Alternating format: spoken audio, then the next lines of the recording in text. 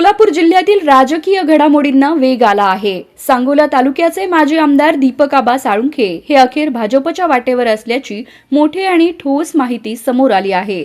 शिवसेना ठाकरे गट सोडून सत्ताधारी भाजपमध्ये प्रवेश करण्याचा निर्णय साळुंखे यांनी जवळपास निश्चित केल्याचं त्यांच्या निकटवर्तीय सूत्रांकडून समजतं। या राजकीय उलथापालथीत राज्याचे ग्रामविकास मंत्री आणि सोलापूर जिल्ह्याचे पालकमंत्री जयकुमार गोरे यांची मध्यस्थी अत्यंत महत्त्वाची ठरली आहे। गोरेंनी अलीकडेच साळुंखे यांच्या कार्यालयाला भेट दिली होती, तेव्हा साळुंखे यांनी गोरे यांचं शाही स्वागत केलं होतं। एकेकाळी राष्ट्रवादीचे ताकदवान नेता राहिलेले साळुंखे विधानसभा निवडणुकीपूर्वी ठाकरे सेनेत गेले, पण निवडणुकीत पराभव झाल्यानंतर पक्षात ते ऍक्टिव्ह दिसले नाहीत। अजित पवारांच्या राष्ट्रवादीत प्रवेशाचा विचार त्यांनी केला होता, पण दारे बंद असल्यानं आता भाजप हा एकमेव पर्याय शिल्लक राहिला आहे।